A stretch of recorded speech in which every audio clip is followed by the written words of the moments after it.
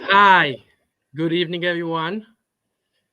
I know you were expecting to see Rabbi Achenbach this evening on the screen, but he's been called away on a community matter. But I'm delighted to step in. So my name is Rabbi Yitzi Blachman. I'm the new assistant rabbi of United Synagogue, Woodside Park.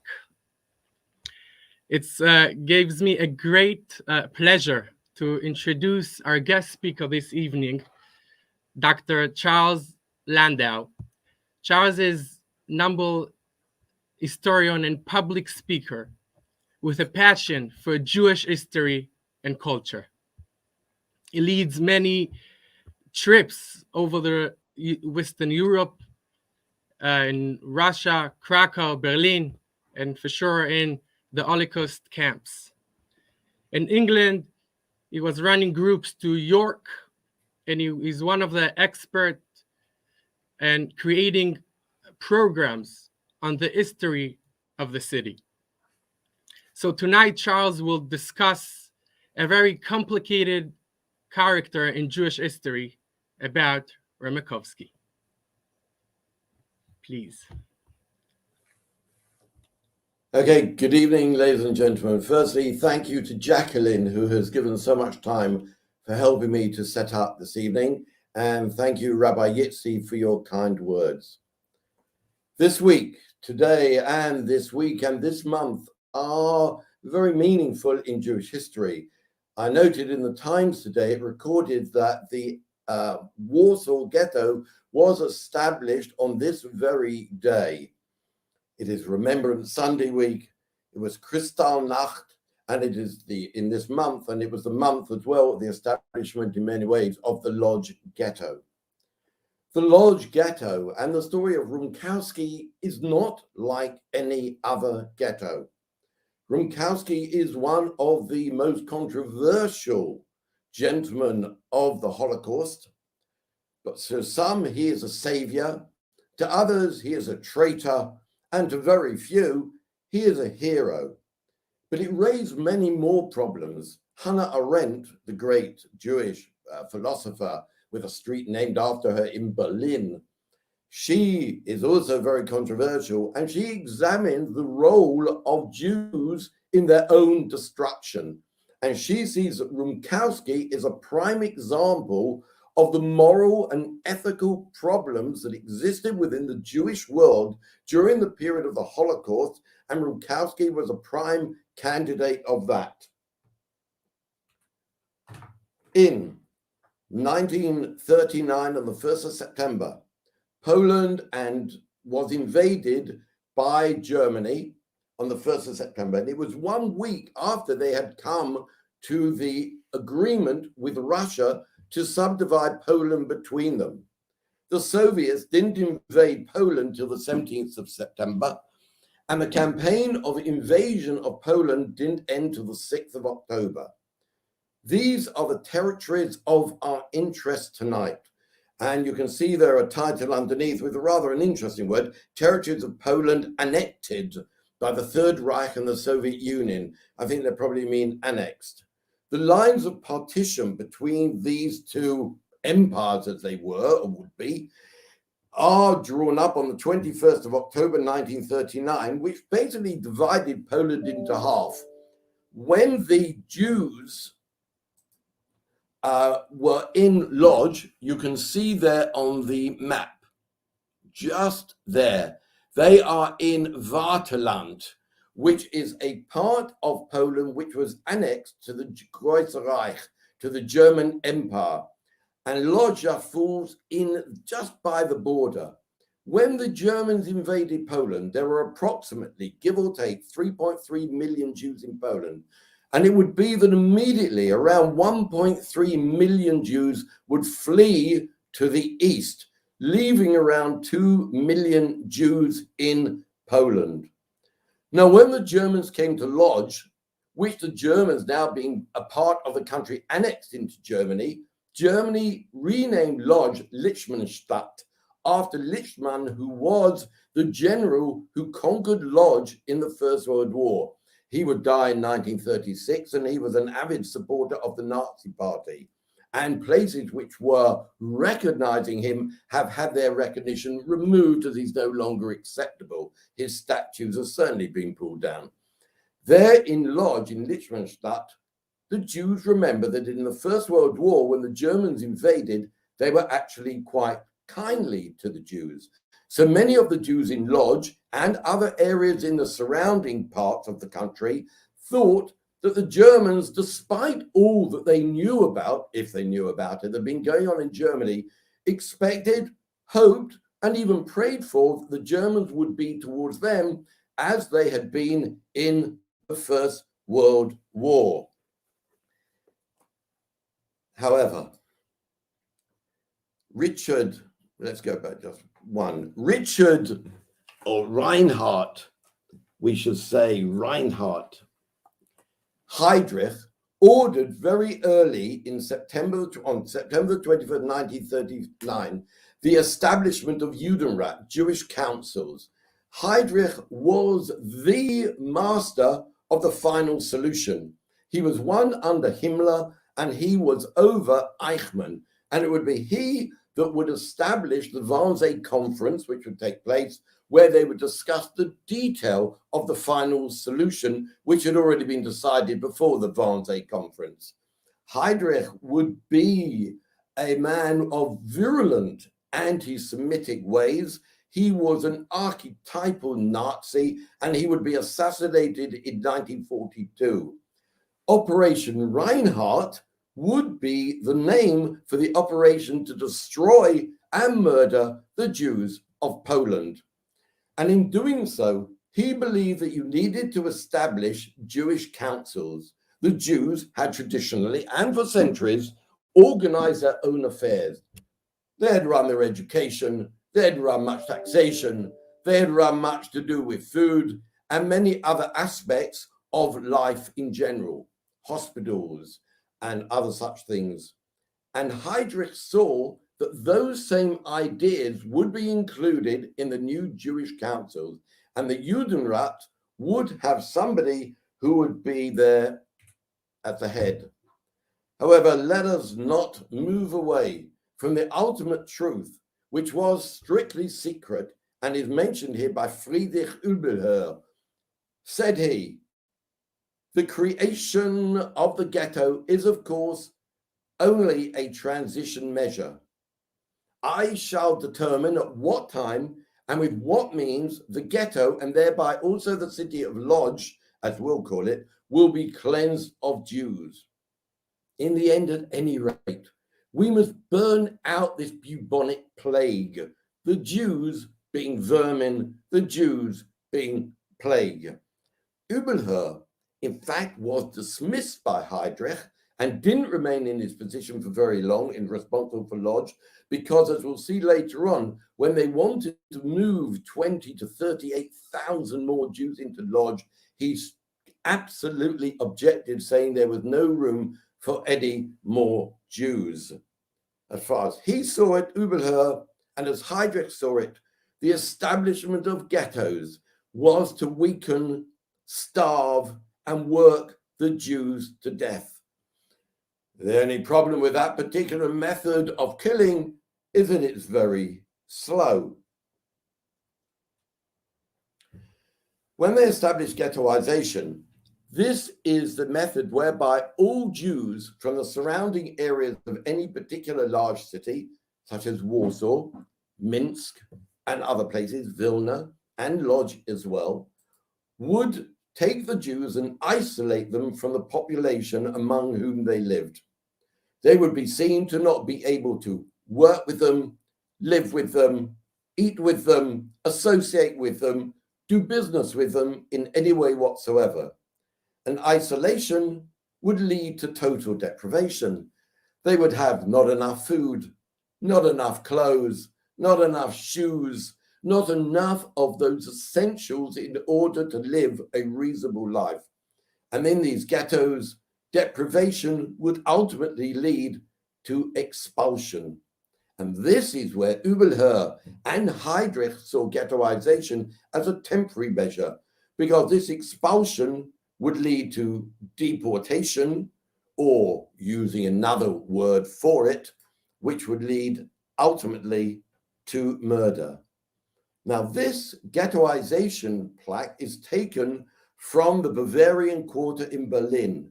If you've been to Berlin, in Berlin, there are a number of signs in the Bavarian Quarter on 80 lampposts, which indicate Jews were isolated and deprived. But in order that you shouldn't think that that is all that was involved, on the back of every single one of these signs, 80 lampposts in the Bavarian Quarter in Schoenberg, it has these 5 points on the back of every single one. So ghettoization, again, was simply a means on the road to ultimate murder. Lodz, one of the largest cities of Poland, not the most famous of Jewish cities, but certainly a very large city, one of the 3 largest. And in 1931, after a tremendous increase in population over the 19th century, there were over 600,000 people in Lodz, of which, as you can see in front of you, approximately 1/3 were Jews. Now, it became one of the most famous of ghettos. The amount of documentaries that were made about Lodz, the enormous number of photos, film, diaries, and chronicles which were written about the situation of the Jews in Lodz throughout the period of the Second World War. Lodz was not renowned for its greatest of rabbis, but it was renowned as the Manchester of Poland, one which was greatly involved in textile manufacturing and clothing manufacturing. And there, around 1/3 of all factories were owned by Jews. As with the rest of Poland, not everybody was walking around like a set-off fiddle on the roof. Not everybody there was Hasidic or religious with payas and long coats, but about 1/3 were, and 2/3 were acculturated, assimilated, Polonized, and every other shade of Jewry, including Reformed Jews as well. One thing which Lodz was no different from any other city or place in Poland was the inherent and virulent anti-Semitism which pervaded all aspects of Polish Jewish history between the world wars. There are many people. There was a video, in fact, from Parliament in London, which went to visit Poland and stated that the situation in the 1930s in Poland was worse than that which was in Germany. So Lodz was a very special city with a large number of Jews. On September the 8th, 1939, the Germans occupied Lodz, as we said before, and they annexed the region surrounding Lodz, as we saw in the earlier map, into the Große Reich as Vaterland, named after the river, and they renamed Lodz as Lichtmannstadt, as stated. Immediately, in this period, which was just before Rosh Hashanah, the Jewish New Year, they enacted Nazi atrocities and attacks on the Jew. The Jews were compelled to wear a star not only on the front of their clothing, but on the back as well, and often armbands. They would attack Jewish shops, and Jewish shops had to identify themselves as Jewish so that non-Jews would not go into there. And they would enact terror. Randomly, Jews would be picked up, murdered, shot, hanged, beaten up, and every other mode of terror against these people in order to basically terrorize the Jews into enclosing themselves against the outside world. On Rosh Hashanah, which came soon after this, it was stated that by law, German law, that every single Jewish shop was to be open and every single synagogue was to be closed.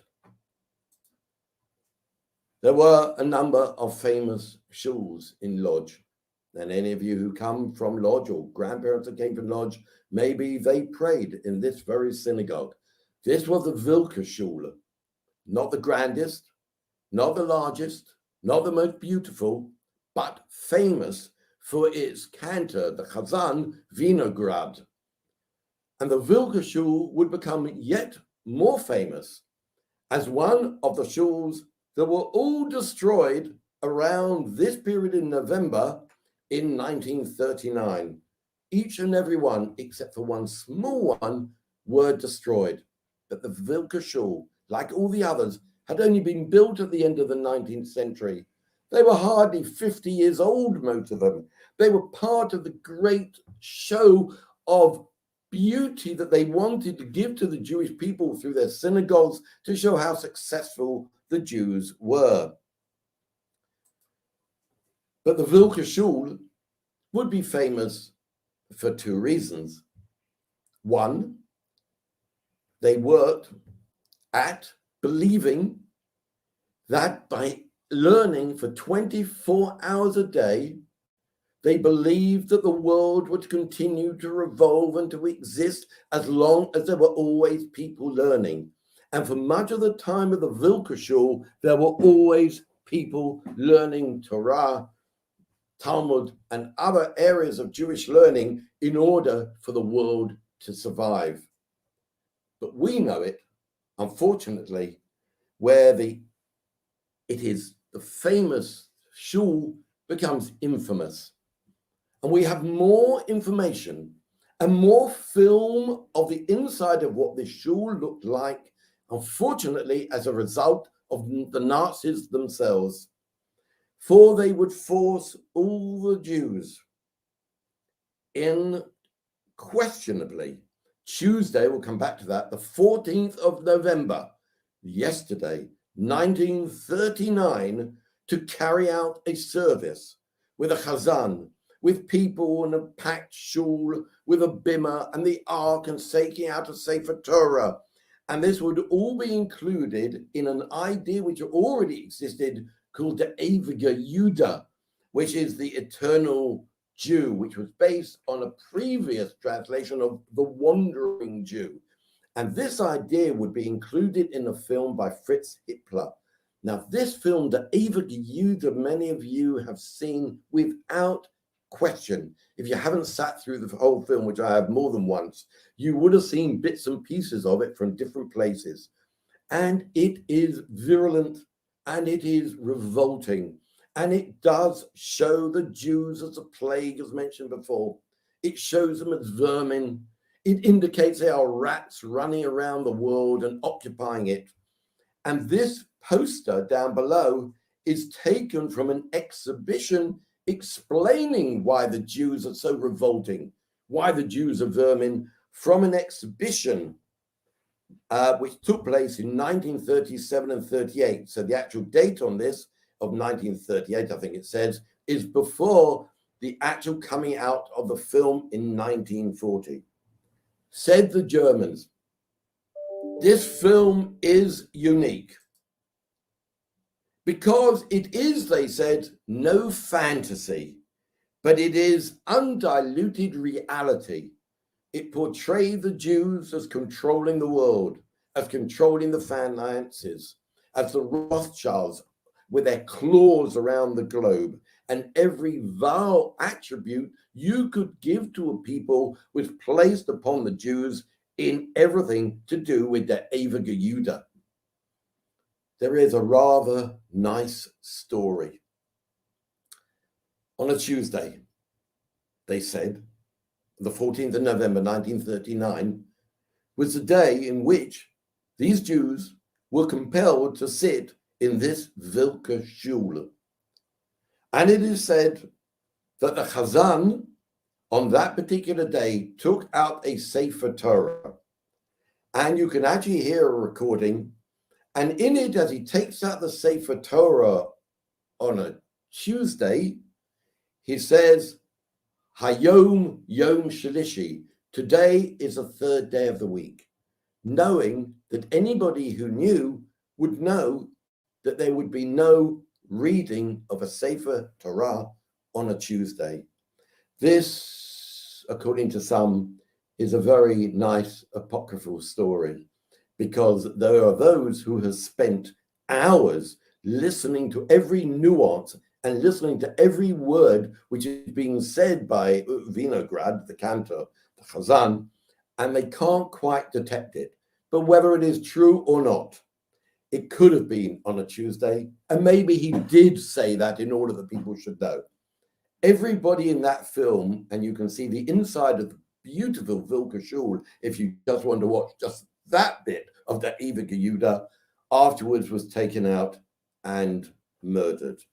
Not one person was left to be alive.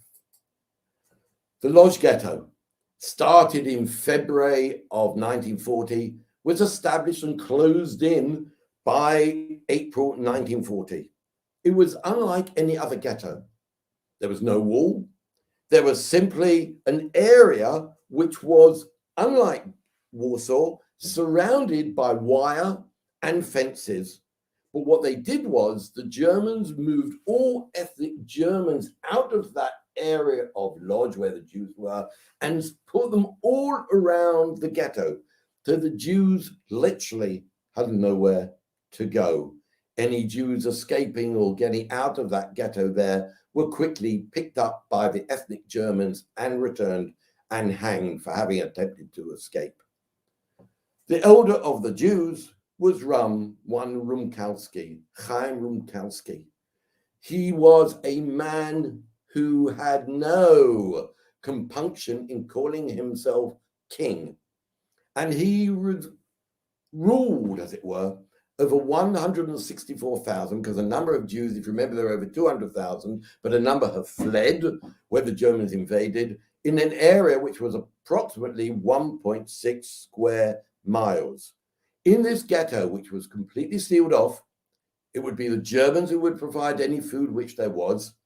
Said RUMKOWSKI in 1942, I assigned for deportation that element of our ghetto which was a festering boil, in that RUMKOWSKI would become responsible for life and death.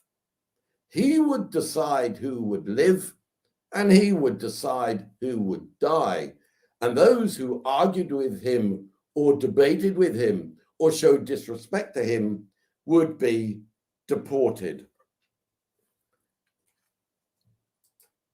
These are photos. As I said to you before, there are numerous photos. There are thousands of photographs, and we'll come on to those soon, of RUMKOWSKI. RUMKOWSKI here is with Bibo. Bibo is the Nazi, the German responsible for the running of the Lodge Ghetto. This is RUMKOWSKI here, seeing himself as highly important. Nobody could touch his importance. He felt so important that he had money known as rumkis, which were printed as being Lodge Ghetto money, at which he signed. He even would have stamps published as himself as the king of the ghetto, Lichtenstadt ghetto, Judenpost, Jewish Post. These stamps were never actually produced, because the Nazis wouldn't allow him to think that somehow he was a ruler of some independent state. This picture is taken when he makes one of the most famous speeches in the whole of Holocaust history, which we will come to very soon. Here we have RUMKOWSKI being pulled on a drawn carriage, and he would ride on this drawn carriage, and he would, when he went, he visited Warsaw Ghetto more than once to relate how things were going in Lodz, and he would be driven around on something similar. Here is a picture of RUMKOWSKI with Nazi generals, and in the car that you can't see is Himmler, who is visiting the Lodge Ghetto. And RUMKOWSKI would know how to speak and how to address himself even to Hitler. He was born in 1877, so by now he was of quite a good age. He was around 70. He was a failed businessman, and he later ran an orphanage in one of the shuls which was destroyed. He eventually, and nobody's quite sure how, he was chosen as being the leader of the Judenrat. He was going to be the elder of the Jews. Some say it's because he had white hair and looked distinguished. He was of a good age, so that was important. And some said he spoke German, which he didn't really speak very well. And he chose some 24 members, originally the first Judenrat chosen by the Nazis, which was chosen. Many of them were taken away, and the majority of them were murdered, and he then had to choose another group of 24 members. He is one of the most controversial Jews in the whole of Holocaust history. He elevated himself into more or less a messianic situation, as you can see in this painting, which did exist, more than one painting, where he is elevated above others and others look up to him, as I say, in more or less this messianic guise. Behind him is the bridge crossing part of the Lodge Ghetto. Now, the reason why the Lodge Ghetto increased in numbers is based on this map. This is a map of the Große Reich. This is the Greater German Reich. And we can see here that Lodge, around, take my word for it without adding it all up, Jews came from Luxembourg, Germany, Czech, Vienna, and Dusseldorf, Cologne, and from Berlin. And the Jews coming there were sent by train all towards Lodge. This was a halfway house to the ultimate location where they would be going. And the Jews, around 20,000, were sent there. Around 18,000 Jews were taken from this area and also piled into Lodge, so that the numbers, sharply reduced by those who had fled, was now increased, but in a position where the numbers is in 1941, where the amount of food and places to live was impossible. The average room would have over 6 people living in it. The amount of food could be reduced to 800 or less calories per day.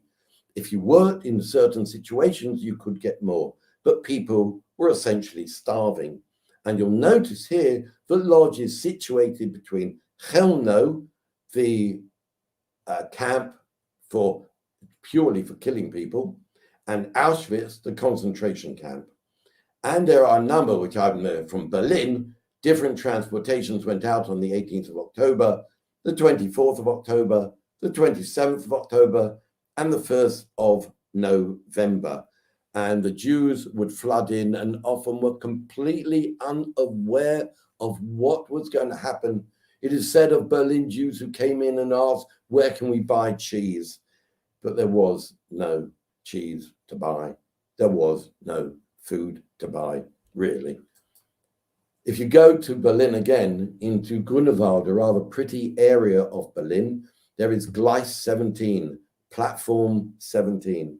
And on each of the railway sidings, it indicates by a number of railway sidings exactly where each section would relate to a transportation of Jews.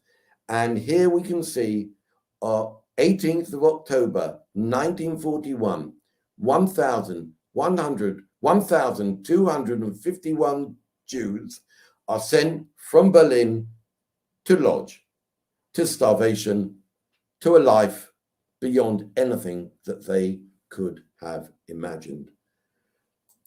Now, the Germans recorded everything in great detail. We can see the numbers. They recorded exactly how many Jews were being transported and how many Jews we saw in the population. They knew exactly. But another reason was the enormous amount of photography which there was. One of the main photographers was Walter Genewein, who was a German accountant. He was responsible for the financial affairs of the ghetto, but he was also an amateur photographer. And he stole from a Jew a good camera which he could use. And Walter Genewein would take hundreds and hundreds of photographs of Jews. The people underneath, Mendel Grossman and Henrik Ross, were Jews who worked for the statistics department of the Lodge Ghetto. But being Jews, they have viewed things in a different way, and therefore their photographs have a different emphasis. But Walter Genevine, he said that in the midst of atrocity, Genevine saw only German success. In 1987, move on, he took photos between 1940 and 44, as we can see above, and around Vienna in 1987, probably to 1990, in a Viennese bookshop, somebody found a whole group of photographs, hundreds and hundreds of colored slides. And these colored slides would add to the phenomenal record of what went on in the Lodge Ghetto.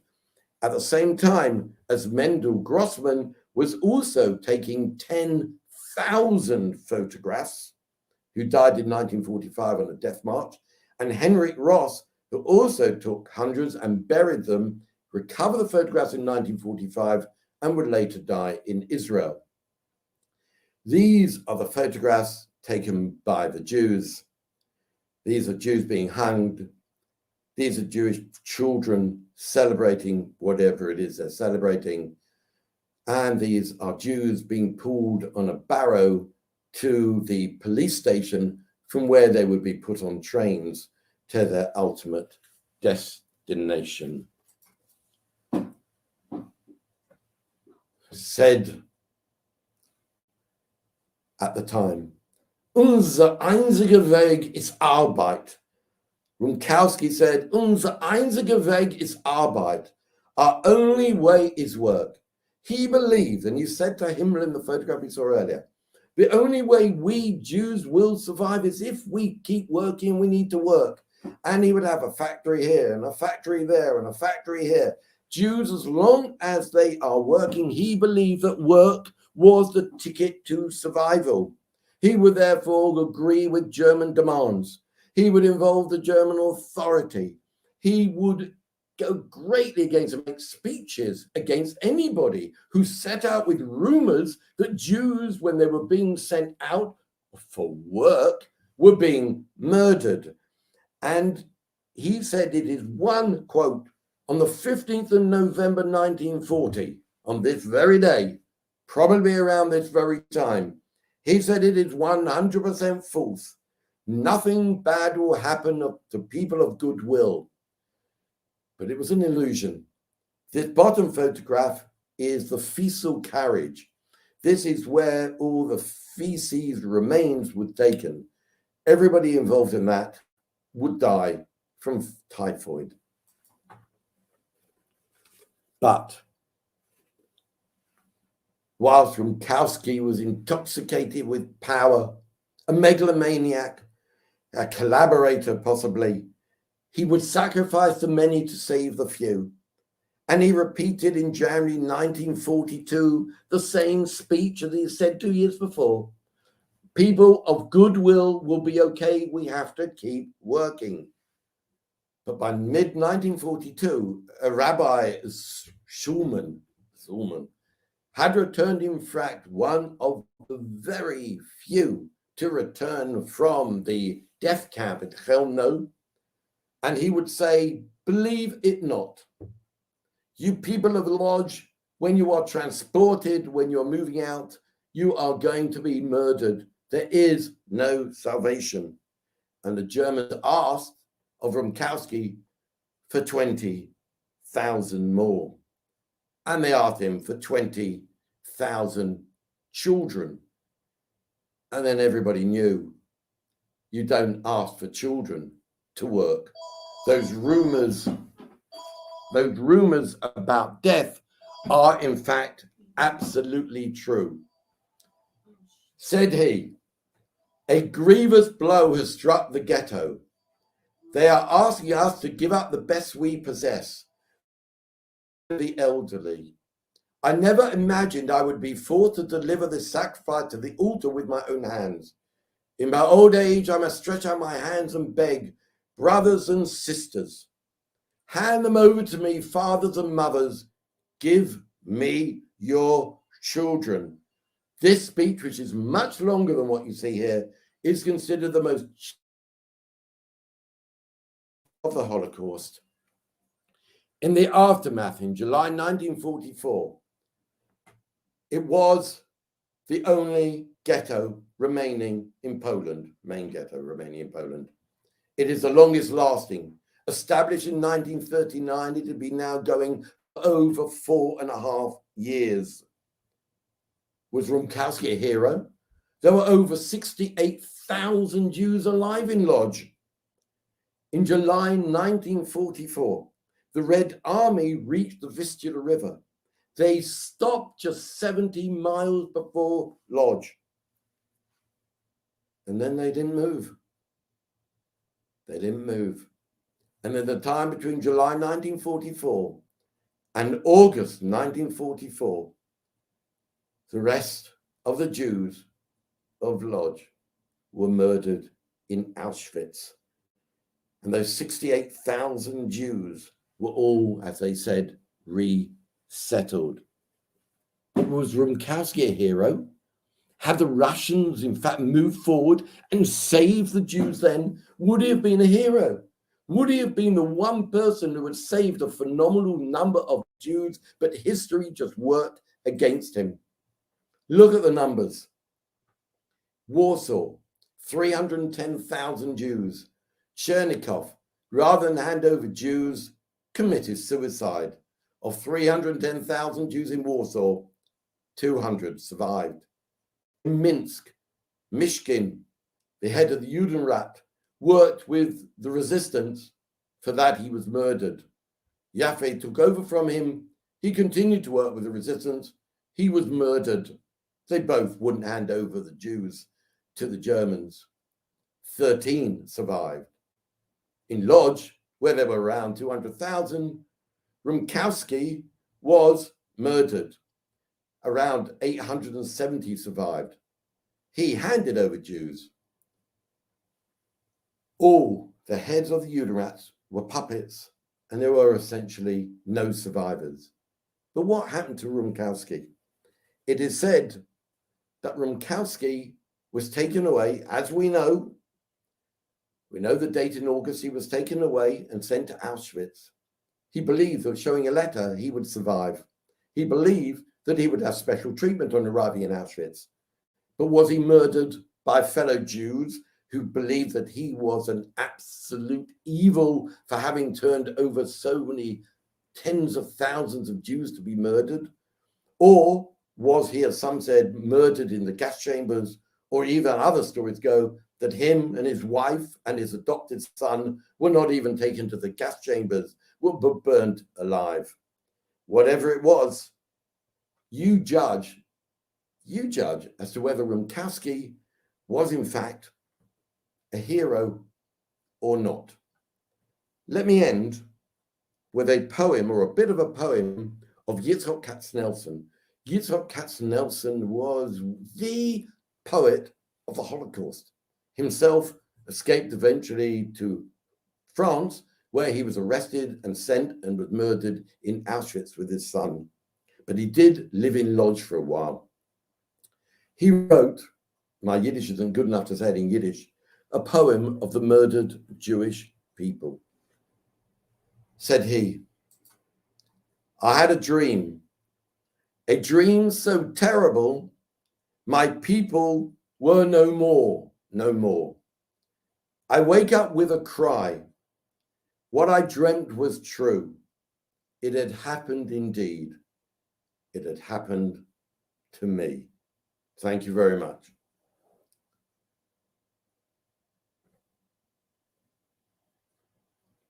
Over to you, Rabbi Yitzi.